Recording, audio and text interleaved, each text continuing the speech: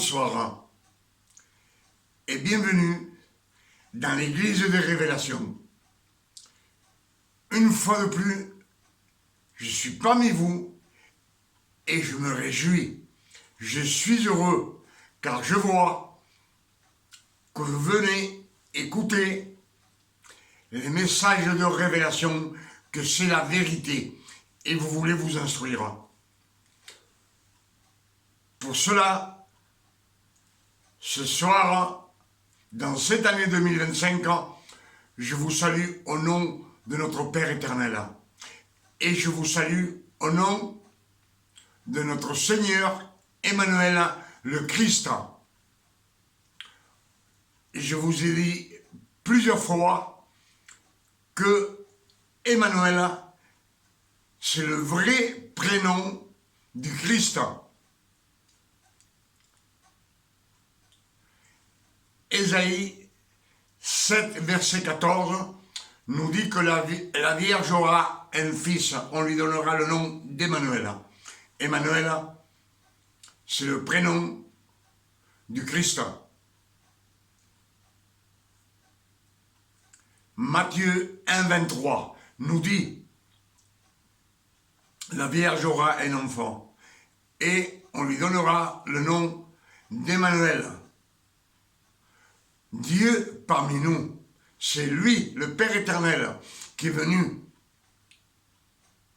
Il est venu sur la terre pour racheter tous ceux qui sont sous la loi. Amen. Alors je vous demande d'être attentif à toute la parole. Quand on est attentif à la parole qui est prêchée, on reçoit à 100%. Et le Père éternel nous donne beaucoup de révélations. Que son nom soit béni et glorifié ce soir. Pour cela, je vous le dis souvent, que dans cette année 2025, nous allions avoir beaucoup de révélations. 2025, de la mort du Christ à l'an 2000, il y a 2000 ans. Et là, on est en 2025. 25, c'est 5 fois 5. C'est la signification du numéro 5, l'amour de Dieu, la compassion, la générosité, l'attention qu'il a pour nous, sa bonté, sa miséricorde. Il nous donne la grâce, par sa grâce, que son nom soit béni et glorifié. Pour cela, je vous dis toujours de méditer les Saintes Écritures. Les Saintes Écritures ont été inspirées par le Saint-Esprit. Mais comme je vous l'ai dit beaucoup de fois, la Sainte Bible a été traduite par les latins, par les catholiques. Et ils ont tout changé. Beaucoup de versets, ils l'ont mis à leur profit, pour eux. Business, ce sont les catholiques. Pour cela, je vous l'ai dit que en 325 après la résurrection du Christ, le fils de l'empereur Constantin a pris la chrétienté, la doctrine chrétienne, pour profit pour sa nation. Et ça fait 1745 ans que nous instruisons de cette traduction. Mais le Père éternel, dans sa bonté, dans son amour pour nous, il a caché la vérité. cacher la vérité dans les Saintes Écritures. Pour cela, il nous dit de les méditer nuit et jour. Nuit et jour. Il nous dit bien que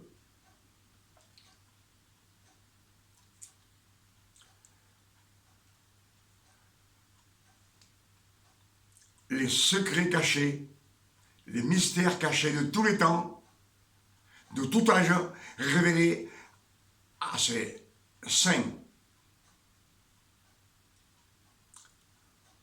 afin que nous reçussions le don de fils. Amen. Et ce soir, ce que nous allons méditer, c'est que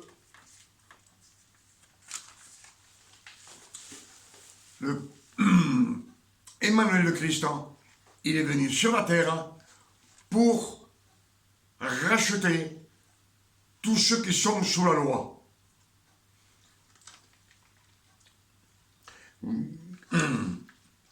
Galates 4, verset 4 nous dit ainsi, c'est Paul qui parle.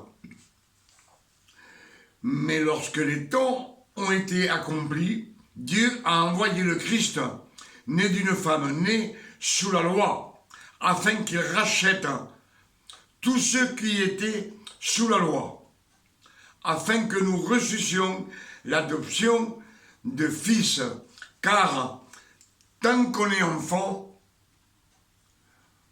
on n'est pas fils. Et tant qu'on est sous la loi, nous sommes des enfants. Il faut, lui, il nous a rachetés de la loi. Matthieu 20, verset 28 nous dit, c'est ainsi que le Christ est venu, non pour être servi, mais pour vous servir et donner sa vie comme une rançon, une paye pour beaucoup. Beaucoup, c'est écrit. Nous avons le libre arbitre. Et si on ne veut pas sortir de la loi, on reste dans la loi. Parce que, comme je vous dis,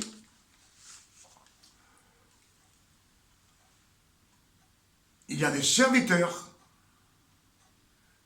de Dieu qui ne veulent pas sortir de la loi.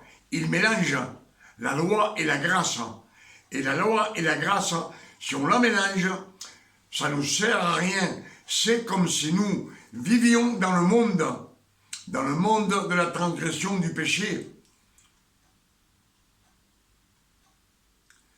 Amen.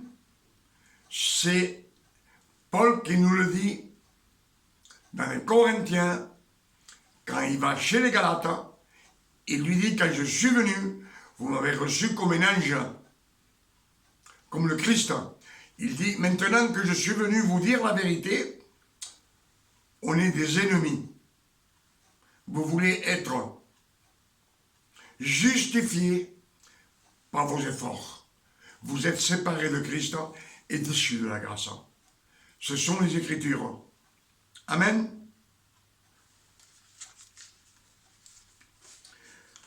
Soyez attentifs parce que le Seigneur, le Père éternel, va nous donner beaucoup de révélations dans cette année et ce soir 2025.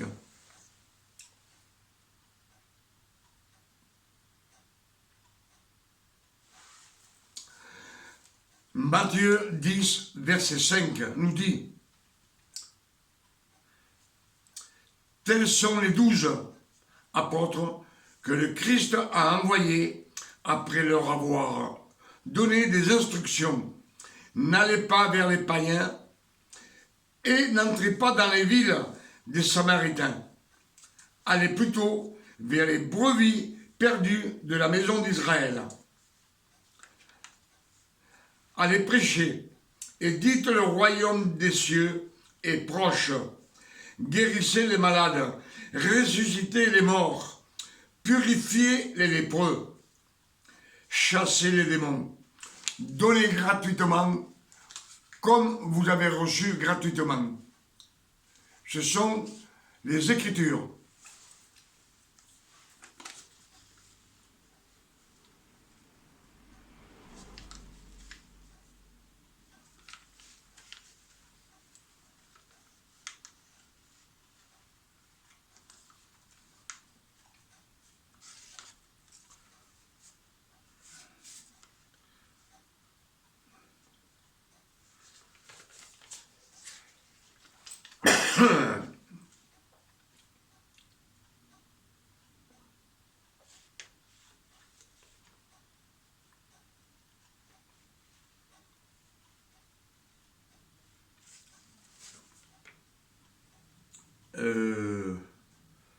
Galates 5, verset 1 nous dit, c'est Paul qui parle, Christ nous a donné la liberté.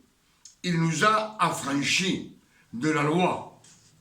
Il nous a affranchis de la loi. S'il nous a affranchis, c'est qu'on n'appartient plus à la loi. On appartient à celui qui est ressuscité de la mort. Amen. Mais il nous a affranchis de la loi pour ceux qui sont sous la loi. 1 Corinthiens 10, verset 23, nous dit, c'est toujours Paul qui parle, tout est permis et tout n'est pas utile. Tout est permis, mais tout ne nous édifie pas. Tout ne nous édifie pas. On n'est pas édifié, mais tout est permis dans la grâce.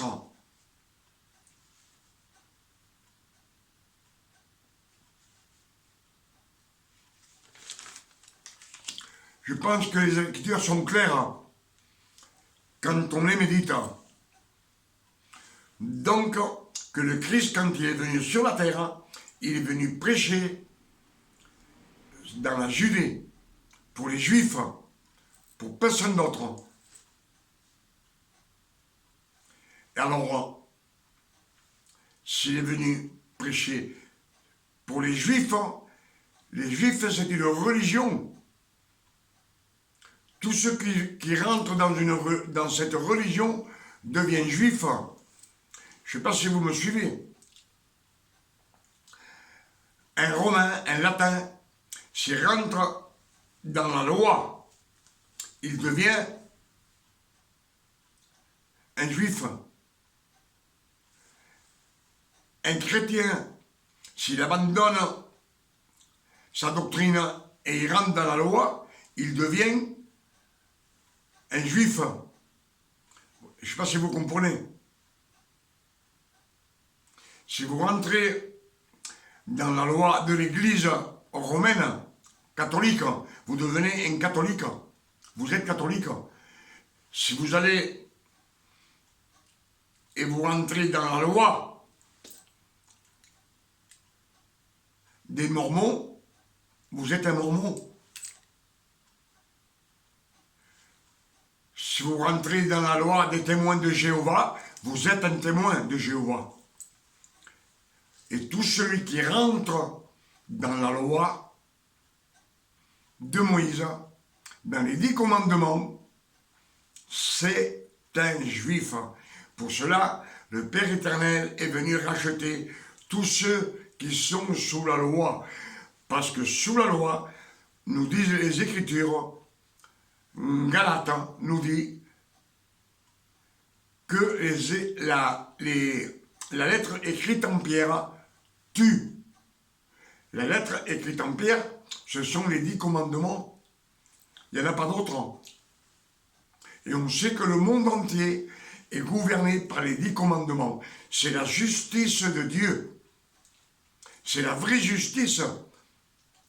C'est pour cela que Ésaïe 42, verset 1, le Père éternel dit, j'ai envoyé mon serviteur, en qui j'ai mis mon esprit, mon élu, l'élu de Dieu, le préféré, de Dieu.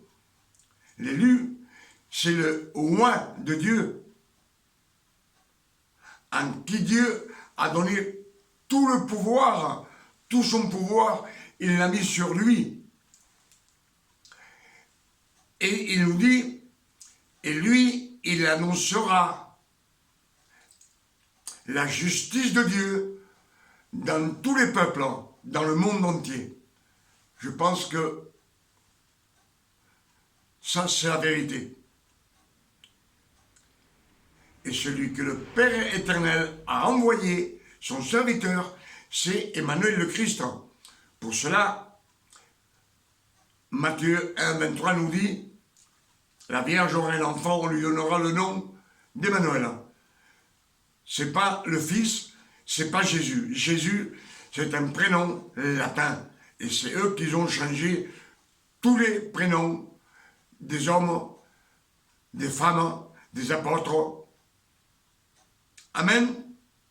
Je l'ai répété plusieurs fois. Et maintenant, on va méditer ensemble Ésaïe chapitre 62. Soyez attentifs à ce qu'on va écouter, afin que vous pouviez recevoir les révélations. Que Dieu vous bénisse avec ce message. Pour l'amour de Sion, je ne me tairai point. Pour l'amour de Jérusalem, je ne prendrai point de repos. Pour l'amour de Sion, je ne me tairai point. Pour l'amour de Jérusalem, je ne prendrai point de repos. C'est le Père éternel qui parle. Je ne prendrai point de repos. Et ça fait 6000 ans qu'il travaille pour nous récupérer. Jusqu'à ce que son salut paraisse comme l'aurore, et sa délivrance comme un flambeau qui s'allume. Alors les nations verront ton salut, et tous les rois ta gloire. Et l'on t'appellera d'un nom nouveau, que la bouche de l'Éternel déterminera. Et l'on t'appellera d'un nom nouveau, que la bouche de l'Éternel déterminera. Un nom nouveau. Jérusalem, on va lui donner un nom nouveau. Et ce nom nouveau, c'est Ésaïe 6. Attendez, si je trouve.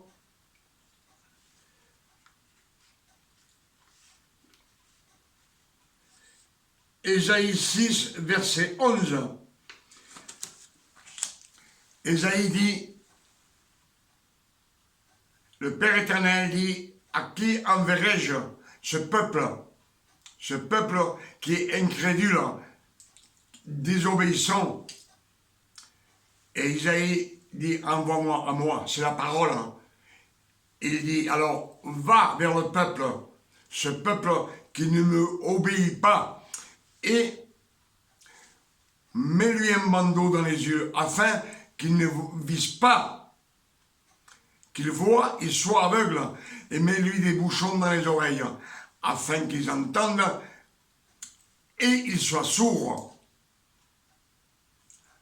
C'est Ésaïe 6, verset 11. Et Ésaïe lui dit, jusqu'à quand, Seigneur? Et le Père éternel dit, jusqu'à qu'il ne reste plus personne dans aucune maison de la Judée. Plus une personne. Et s'il reste un dixième de personnes, qu'ils soient anéantis.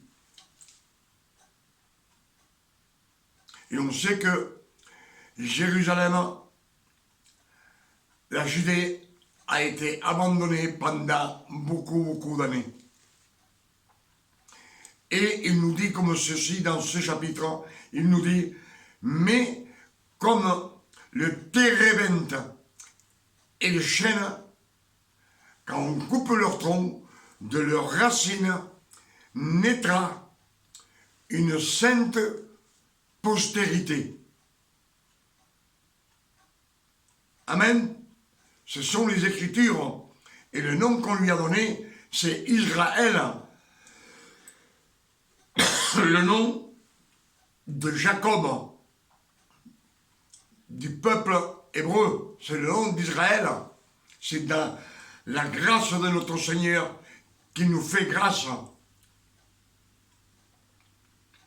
C'est pour cela qu'il nous dit, alors les nations verront ton salut et tous les rois de ta gloire, et on t'appellera d'un nom nouveau que la bouche de l'Éternel déterminera.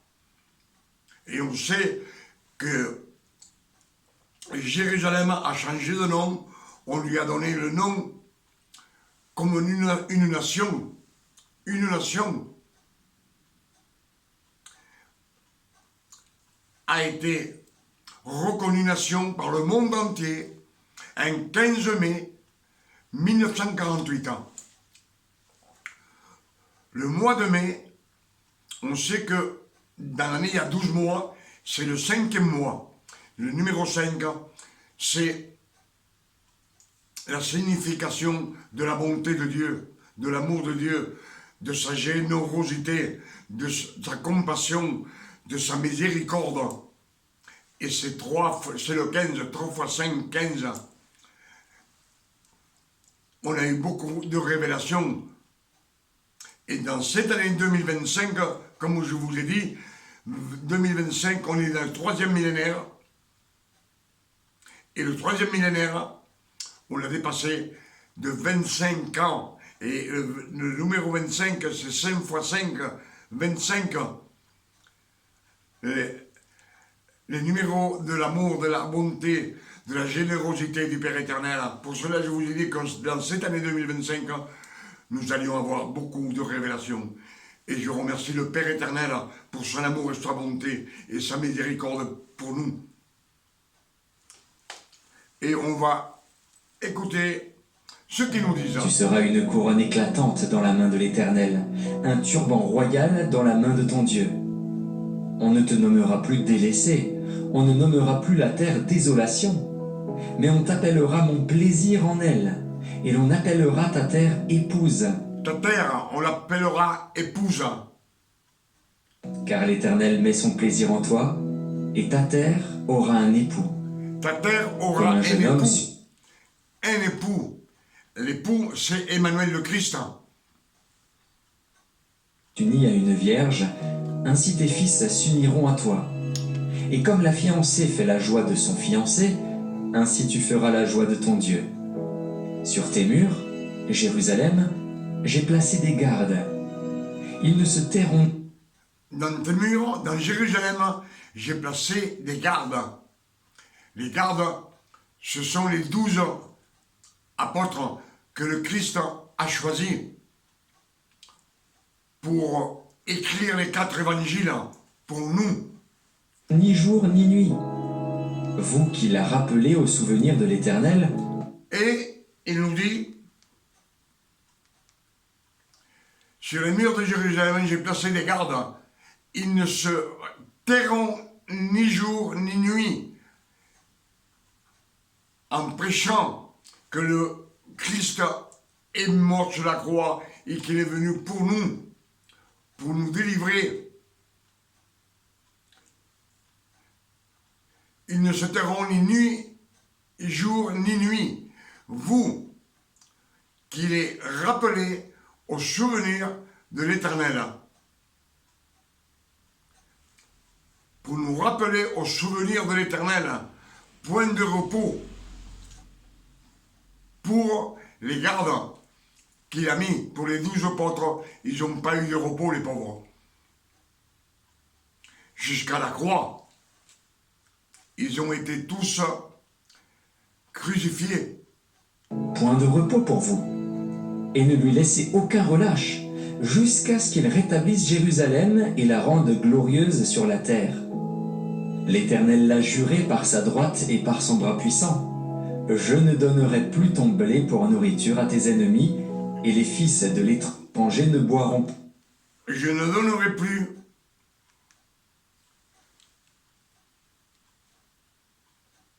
ton blé pour nourriture à tes ennemis et les fils de l'étranger.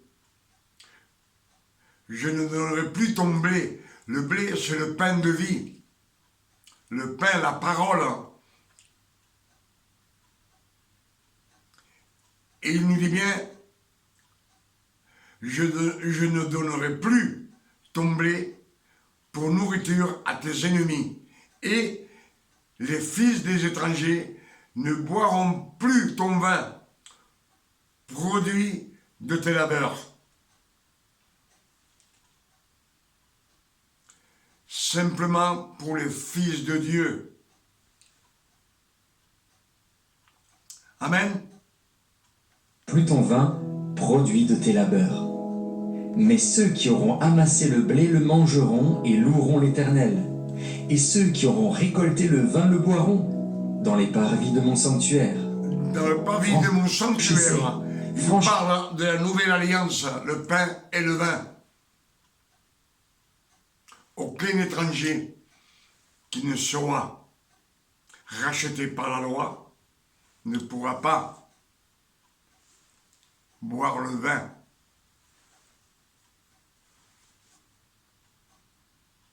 Amen. On sait que de nos jours, beaucoup de serviteurs de Dieu prennent le pain et le vin et ils le mélangent avec la grâce.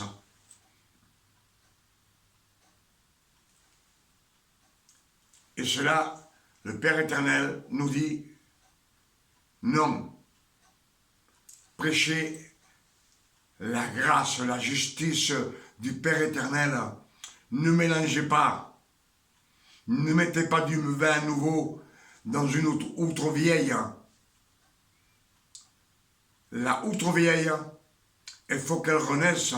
Pour renaître, il faut jeter la loi et accepter la justice de Dieu. C'est la seule vérité, la justice de Dieu.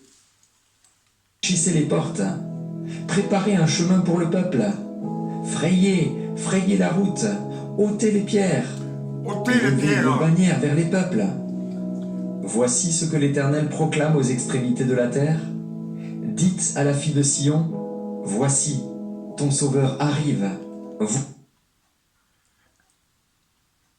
Jean le Baptiste est venu sur la terre de Judée en préparant le chemin du Christ.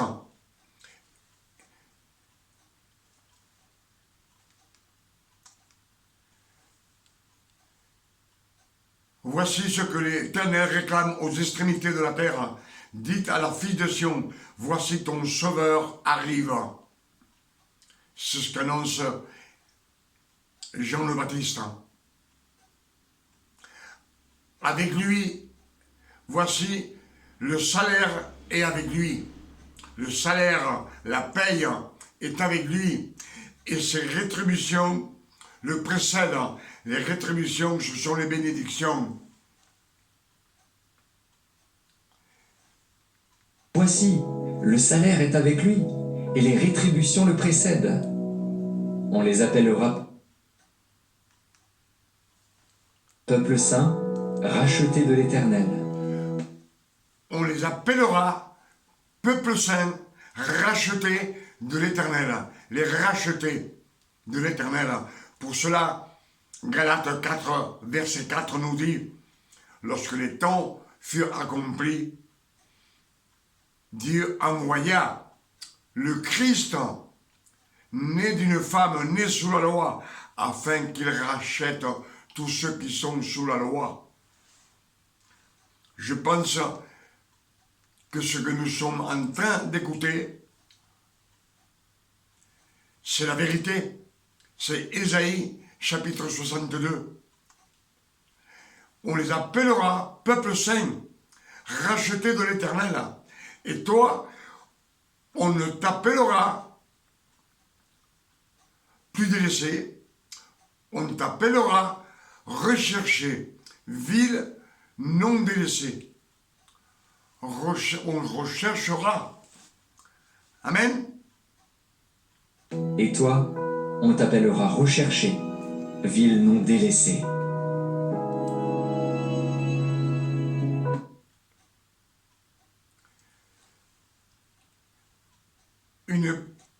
postérité, une sainte postérité. La sainte postérité, c'est Ésaïe 6,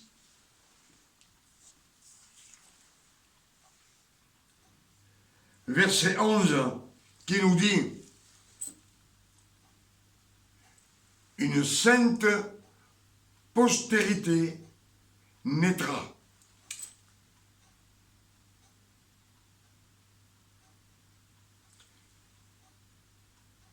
Il nous dit bien, Ésaïe 6, verset 11, « Comme le térébinthe et le chêne, on coupe leur tronc de leurs racines, naîtra une sainte postérité pour le Père éternel. » Je pense que ce soir, le Père éternel nous a donné beaucoup de révélations dans cette année 2025. Pour cela, je dis merci, Père éternel.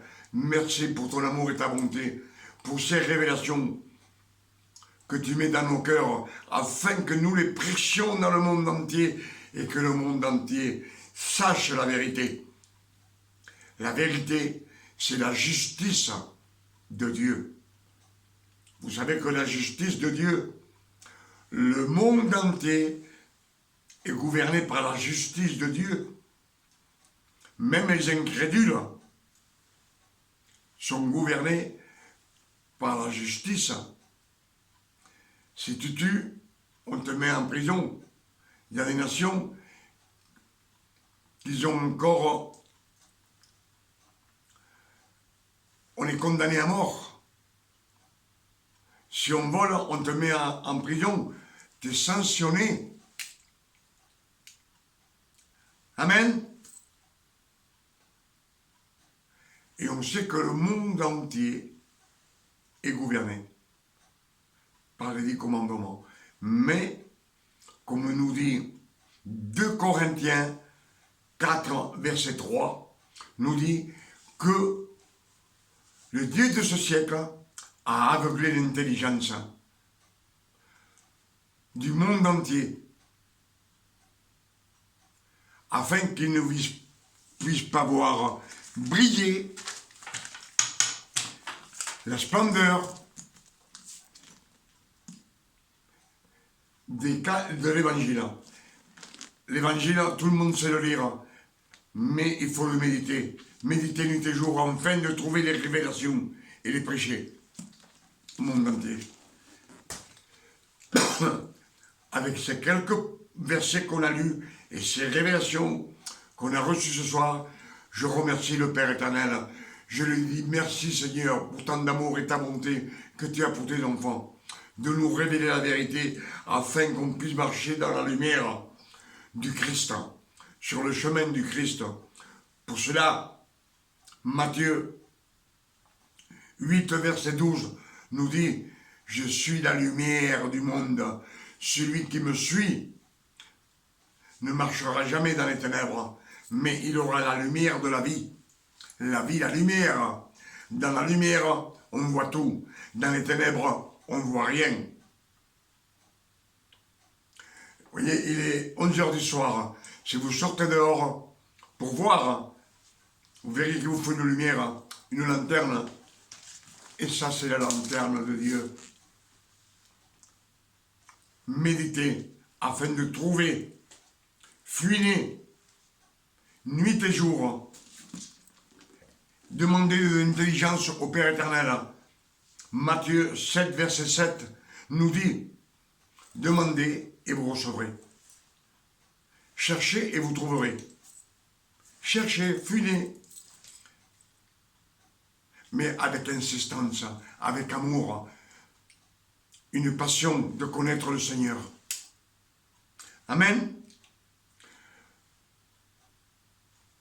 Pour ce soir, comme je vous le dis, à chaque fois, je demande au Père éternel, au nom de notre Sauveur Emmanuel le Christ, celui qu'on a nommé, on a donné le prénom de Jésus, qui nous donne une nuit de repos, de tranquillité, de paix, de santé, comme le Père éternel donne à ses fils. Et moi, personnellement, je demande au Père éternel qu'il nous donne une nuit de repos. Pour vous, pour vos enfants, pour moi, pour mes enfants, pour ma famille, pour tous mes frères en Christ. Que le nom du Père éternel soit béni et glorifié sur la terre comme au ciel. Et qu'il nous envoie très vite le Christ prendre l'Église. L'Église, ce sont ses fils.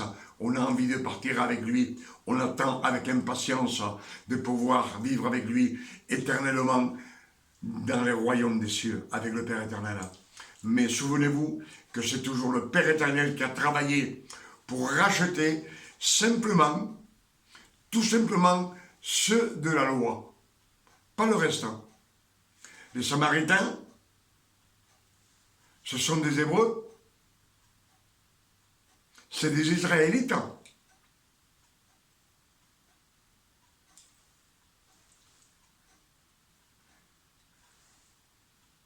Il n'est pas venu pour eux. Il est juste venu pour sauver ceux qui sont sous la loi, pas le reste du monde. Les incrédules, ça, on en parlera dans un autre message. À demain, si Dieu le Père éternel nous le permet. Que Dieu vous bénisse et qu'il vous garde et qu'il vous fasse marcher dans la lumière, hors des ténèbres. Comme je vous l'ai dit, dans les ténèbres, on ne voit rien. Il faut être dans la lumière. La Samaritaine est venue voir le Christ en plein jour, dans la pleine lumière, et avec 4 paroles, le Père éternel, Emmanuel le Christ, l'a baptisé du Saint-Esprit, avec l'eau de la parole. Elle est devenue une évangéliste du Christ. Que Dieu vous bénisse et vous garde cette nuit. Amen.